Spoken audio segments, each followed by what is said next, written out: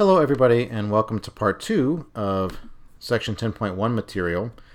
So where did we leave off? We left off with this example with an iPod where we compared 3 different options where we were increasing or decreasing by certain percentages and just getting used to that idea of a percentage increase or decrease.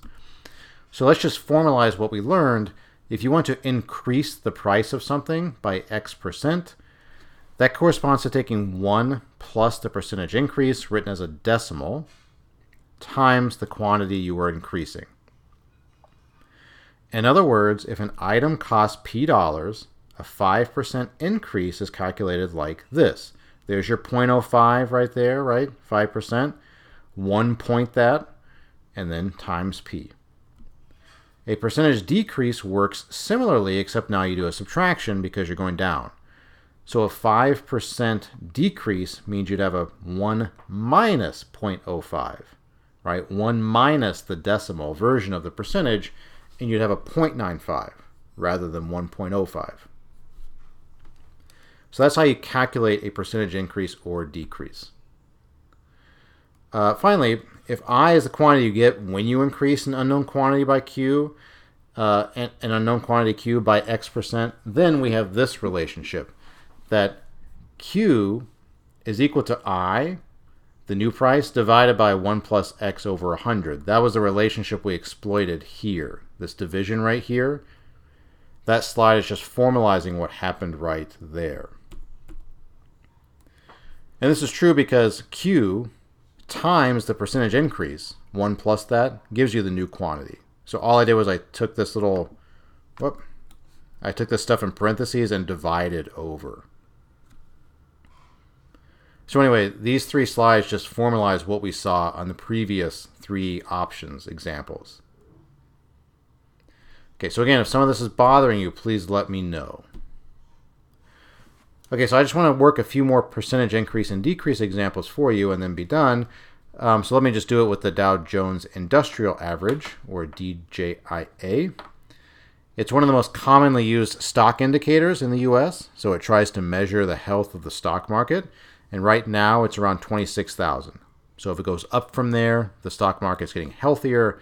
If it goes down from there, the stock market is getting less healthy. Okay, so suppose at the beginning of the day, the Dow Jones is at 25697. At the end of the day, it's at 26212. Well, that went up, didn't it? Right? That second number is bigger. So what is the percentage increase? By how much did it go up? Okay, and so there are a couple of ways you can get at that. So first of all, here's just the original way of thinking about a percentage increase. So 25697 plus the increase times 25697 gives me my new number. Okay, so I start at 25697. I increase that number by some amount. That's what I'm thinking about finding here. Gives me my target number of 26212.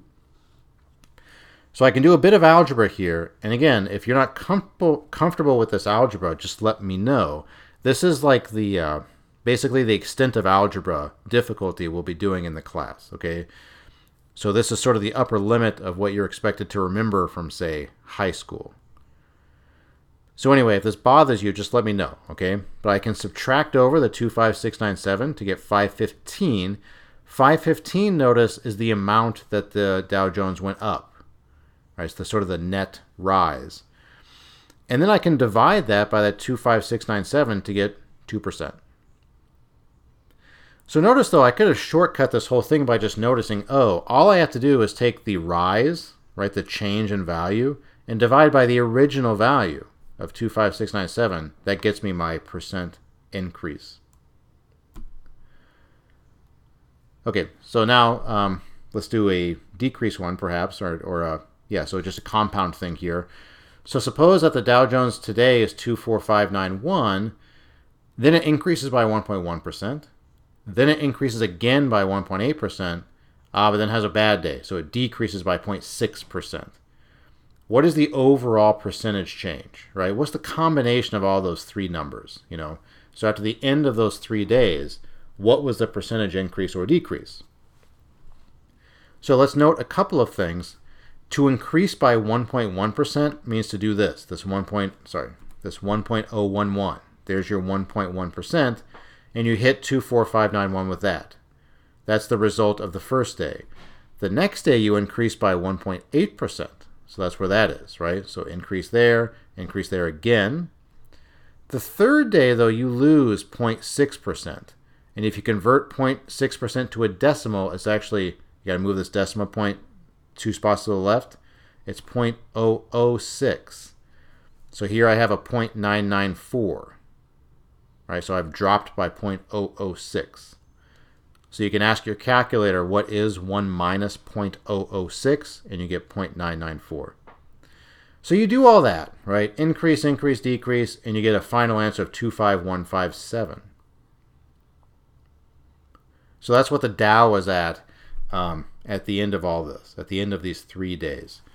So what was the overall percentage increase or change? Well, the Dow rose by 566 points. So as we saw on the last slide, you can just take that rise, divide by the original value, and there's your percentage increase. It rose by 2.3%. Okay, that's the effect of all this stuff happening. Okay, so let me just end here. I think this is the end. Yeah. Okay. So let me just end with one of my sort of pet peeves. You shouldn't confuse percentage decreases or percentage increases with percentage point decreases or increases. So just to illustrate that, suppose that at your work you get a 401k benefit, and the benefit is that your employer contributes 5% of your salary to your 401k.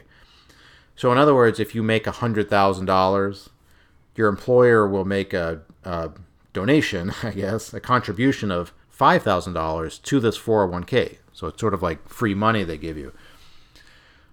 But there are budget cuts. Your employer cuts the contribution from 5% to 4%.